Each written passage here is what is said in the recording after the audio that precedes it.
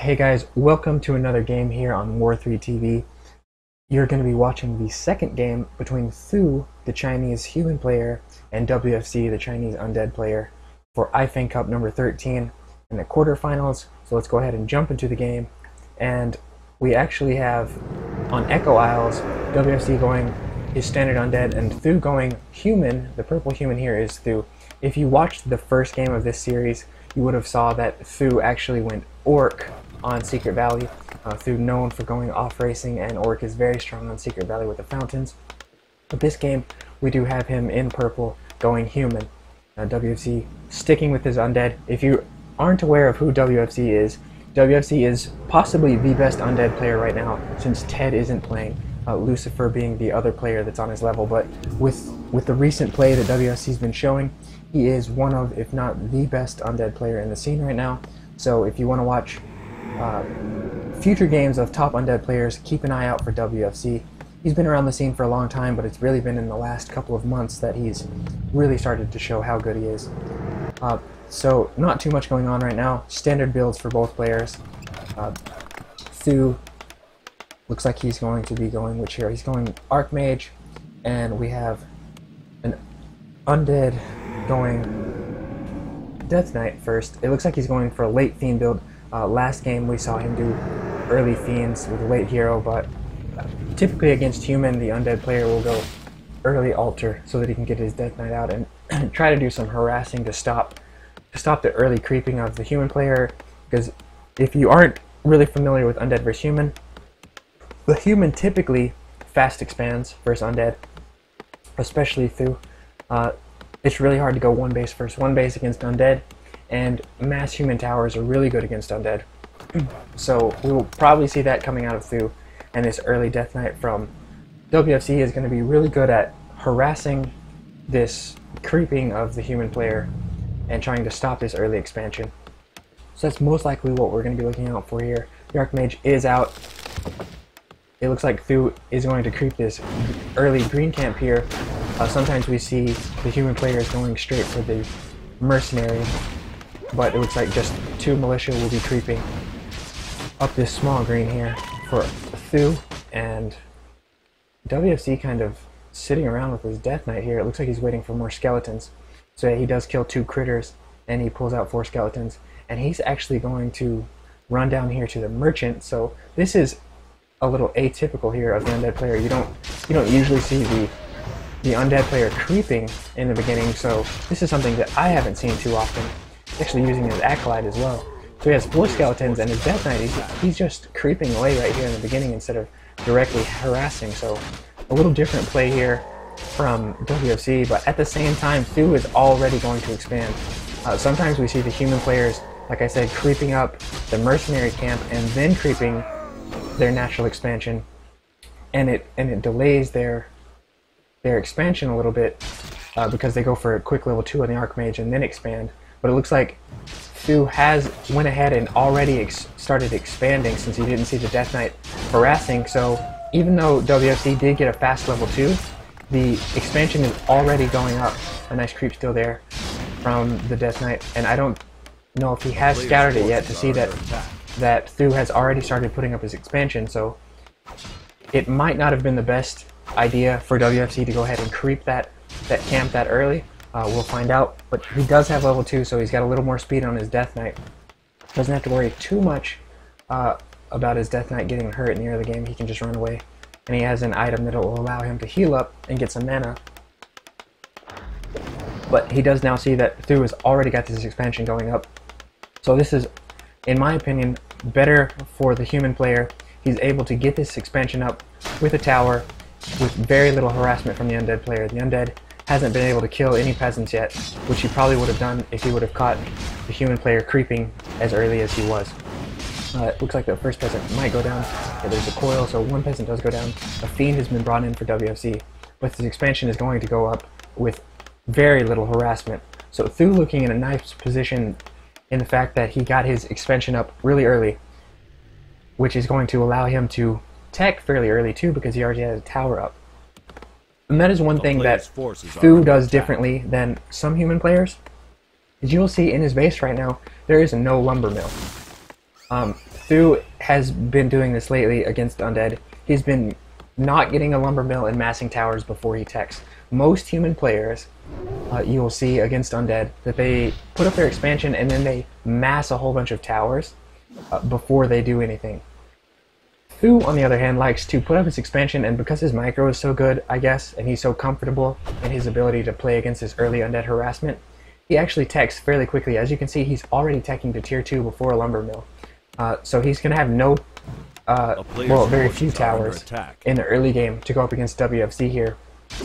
And since he has these mercenaries out as well, he's going to be able to easily hold off this, this harassment of the Undead player since his expansion is already up. And it's going to allow him to get tier 2 very fast, and he likes to go panda when he does this. If he doesn't get harassed very often, again, in the beginning, and he doesn't lose very many peasants, you'll often see Thu going panda second, since he has the early tier 2, and that allows him to stop an all-in push, because many times the human player does lose against the Undead if there's an all-in push, with a whole bunch of fiends and meat wagons and things like that against the expansion. But Thu likes to tech early and go for a panda to be able to hold off those fiends, and it does really well if you have really good micro, which of course Thu does. So that's what this game is looking like it's shaping up to be right now. But we still have WFC trying to put on some pressure, Thu just kind of running around the map. The Lich is out for the Undead, so WFC is able to pick off the Troll Priest here. But Thu looks like he's going to be running towards the Undead base, try to harass the Acolytes, just keep the pressure away from his expansion and his main. He's able now that he already has his expansion up, that it's not too bad if he trades some of these footmen off, especially if he's able to kill a fiend or do a lot of damage on the Death Knight. So that's really what Thu's doing now. He's got one footman getting kind of low, the Death Knight getting a bit low, and he's just trying to do some damage here and keep the pressure on the Undead while his expansion starts to bring in a lot of money. You have to spend a lot to put that expansion up, especially with it being fast built. So the more harassment Thu can do and the more pressure Thu can put on the Undead so that he keeps the Undead off of expansion, the better. So Thu doing a really good job of keeping the Undead again away from his base, and now WFC is forced to creep right here. Thu looks like he may be creeping a camp here as well. Yeah, both players going to creep now. So now the advantage is really starting to go to Thu, because WFC hasn't been able to put hardly any pressure up on Thu. Tier 2, Thu has tier 2, and now you can see these towers going up. So a really smart play, I think, here by Thu. Instead of massing up towers in the beginning, staying at tier 1 for a really long time, Thu is already teched to tier 2, and then he's going to put up his towers. So if WFC decides to do some sort of tier 3 push with destroyers or switch to mass fiends, it looks like he is already tier 3 and has his slaughterhouse up and everything now, so we aren't going to see a mass tier 2 push from WFC. But these towers are up at tier 2 for Thu, so if mass destroyers do come into play, like we see a lot in Undead vs Human, Thu will probably be safe with all of these towers. And he's already tier 2, so if he needs to switch to dual sanctums and get a lot of breakers to put on some tier 2 pressure, he can do that. And we see Thu right now running up to the base, catching the Lich off guard here actually, and he's going to be running to the Undead base while the Undead is going to the human base. So WFC excuse me, is going to try to put on some pressure here. Sorry about all the coughing and stuff, guys. My throat has been messing up lately. A player's forces I had a bit of a sore throat last week and haven't gotten my voice back completely yet. But I still do want to bring these games to you guys. So we have right now WFC putting on some pressure on this Arcane Tower, but at the same time, Thu is in WFC's base, hitting on this Black Citadel, trying to do some damage, and we have one destroyer out already. WFC has decided to put up a bunch of towers on his own, but with Defend, can't do too much against those footmen. And as you can see, Thu did go Panda second. He has been doing that a lot, and it's really to put damage on these fiends.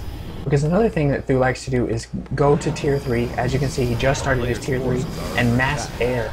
Next to mass air and focus on heroes. But this tier 2 Panda, when he gets Panda second, it really allows him to do a lot of damage at tier 2. Not only in the base like you see here, but also against Fiends. If there was an early tier 2 push, the Panda would do a lot of damage against meat wagons and Fiends and things like that. So right now WFZ just taking down some farms, not doing a whole lot because he can't go too far back in his base, in Thu's base with all of these towers. So while WFZ kills some farms, Thu is in WFZ's base and is able to kill one Acolyte already, a second one almost going down. You can see the Panda doing some damage here. This Destroyer getting weak as well from the Archmage. It looks like the second Acolyte will survive. So WFZ able to get the human out of his base, but at the same time he really hasn't done much damage at all to Thu's base. Thu is low on lumber here, only 15 lumber, but 1700 gold to WFZ's 600 gold and 500 lumber. So Thu doesn't have a lot of units right now, but down here at his expansion you can see that he's putting up 2 Griffin Aviaries. He is going to go most likely mass Griffins. He likes to go mass Griffins because with just Fiends, and it looks like WFZ is going to go a lot of Destroyers. He already has 3 Destroyers coming up, and he's going to try to put some pressure on these towers. So with mass Destroyers, yes, they aren't able to take damage from Griffins, but when Thu techs to mass Griffins, he just focuses down on the heroes. And Thu did make a bit of a mistake, in my opinion, of putting all these towers here clumped together because the AoE of the Destroyers does a lot of damage, but you did see WFZ there lost 1 Destroyer to those towers, so a bit of a mistake there by both players. More so in WFZ actually, since he lost that Destroyer. And Thu is just kind of camped out a bit outside of WFZ's base, not really able to do anything to these Destroyers right now with just a Panda and an Archmage. However, with so many towers in Thu's base, WFZ isn't able to do much either, other than kill farms. So, creeping continuing on for Thu here. WFZ continuing to beat down on buildings. We've actually seen this happen a lot in Thu's games because he techs to tier 2 and puts up quite a few towers late in the game, is we see him actually lose his main base like this, and then just play from his expansion. But right now he's got 4 towers up, even more towers coming up way far in the back of his base here. So it might be a while before this main base is taken down. He does lose his altar, so we aren't going to see a paladin coming out just yet, which we typically do from Thu. And Thu's units are none, really. We do have 3 different aviaries coming up now, so he is tier 3, and we should see some units coming up now, but this is the real problem that Thu has faced in the past against Undead, is losing his main base here because he goes for such a quick tier 3 that he doesn't really have anything to stop these pushes against mass Destroyers. But the Panda has been able to kill a few Acolytes in WFZ's base, so right now a bit of war between the 2 bases, but it looks like these towers are going to go down from this many Destroyers. This Death Knight does have enough mana for 1 coil left, so right now WFZ putting down some pressure on all of these towers, but the Griffins, as you can see, Griffins are coming out for 2 mass farms going down in his expansion, and he is able to get the 3rd Mason area upgrade.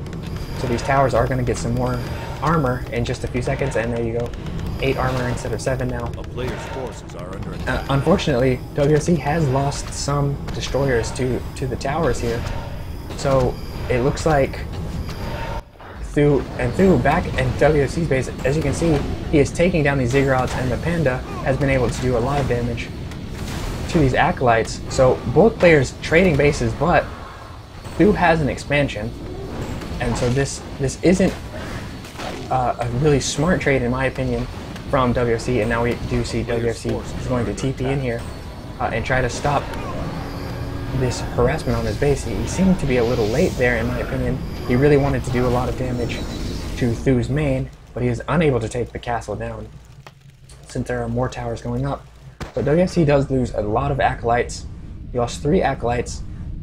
He did kill a lot of farms and towers of Thu and a couple peasants, but in the end, Thu still has his expansion up, and he's already tier 3 now, and he has 3 Griffin Aviaries coming up. So I believe that was a better trade-off for Thu. He did a really good job. I think WFZ should have TP'd earlier, but he did do some damage to Thu. He slowed down the main just a little bit. Thu lost quite a few lumber peasants, and there is no Goblin Laboratory here, so he can't get a shredder on this map. But in the end, it looked like Thu came out ahead, did quite a bit of damage, took down the Ziggurat, 3 Acolytes. And WFC probably a little frustrated right now. He does have 3 statues still, so it looks like he's going to just go mass destroyers against these Griffins, because the Griffins won't be able to hurt the destroyers. Meat Wagon back here in Thu's base. So most likely there's the militia going to be called and take down this Meat Wagon, or at least run it away for now. But back in Thu's expansion, we see that more and more Griffins are coming up. But as I said before, the Griffins, they can't attack the destroyers, which is a problem, which leaves the destroyers out to be able to kill the Griffins. But Thu typically gets so many Griffins that the undead heroes just melt away, because Griffins do so much damage. So that's probably what we need to see here, or what we're going to see here. So we've been seeing a lot lately in Thu's games. Thu just being very, very creative with his human play. We used to see a lot of tanks coming out and stuff like that. And people thought that Griffins might not be the best choice because, well, they can't attack destroyers, and a lot of undeads mass destroyers. Instead, Thu goes ahead against convention and gets mass Griffins, and he just attacks heroes instead. And they do a lot of damage to fiends as well. And now we see Thu back in the undead base, killing these acolytes here. WFC is going to be forced to TP in here. Thu does have a TP as well, so he's going to be able to get out of there without getting hurt at all. And it looks like he is going to get caught off guard here with his air. Destroyers attacking the Dragonhawks. It actually doesn't take that many Dragonhawks to kill a destroyer. So mass human air against undead has proved to be really effective, as long as you have really good micro and you're able to keep your heroes alive. Which is one thing that Thu doesn't usually do, is he doesn't usually stick with 2 heroes. We often see a paladin coming out, and he is actually building his paladin. Right as I said that, I saw it. So he is building a paladin third to keep those heroes alive. Forces are under attack. Mountain King in the late game, with this mass air, Mountain King might be a better choice than the Panda, especially against mass destroyers.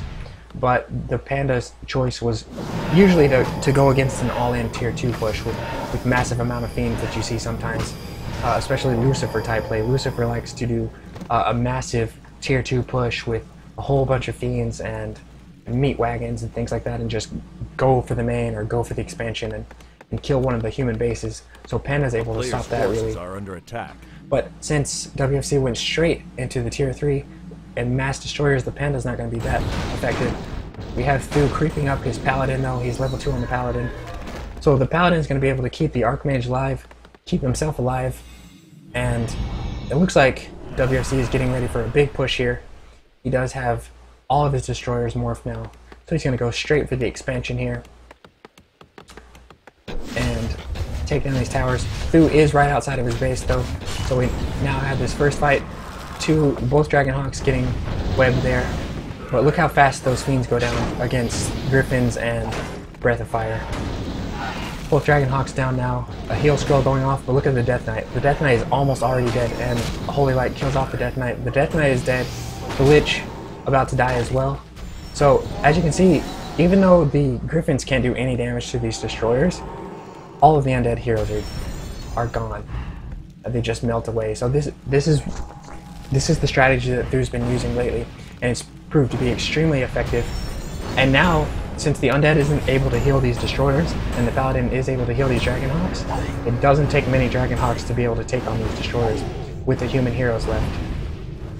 So even though there's, what, 4 destroyers here against just 2 Dragonhawk riders, the paladin is able to keep all these Dragonhawks alive. The human player has a staff if anything does get too low without the paladin there. And now the undead forced to retreat yet again, and Thu lost nothing that battle, I think, and both of the undead heroes were destroyed. They just melted away. Both the fiends melted away. Griffin's just doing so much damage, and now the Griffins are going to be able to attack the undead base, most likely go for this altar here, or perhaps even the main, and these destroyers, they will be able to do some damage to the Griffins, but without any mana and without the Death Knight to heal, these destroyers aren't going to be very effective against this massive army of the human player. Look how many griffins he has. He has so many griffins. And looks like, oh, he will be going for the main. So if this main goes down, he won't be able to get any of his heroes back, so it's looking really bad for WFC. Most likely going to be the end here. Altar does go down, Shop going down now, Panda level 4, Archmage level 4, the main going down, and just beautiful play by Thu. The game worked out perfectly, and there's the GG from WFC. So as you can see here, the human player just dominating in every category against the undead. So Thu does take the quarterfinals match 2-0, and we're going to go on to the next quarterfinal match of iFeng number 13.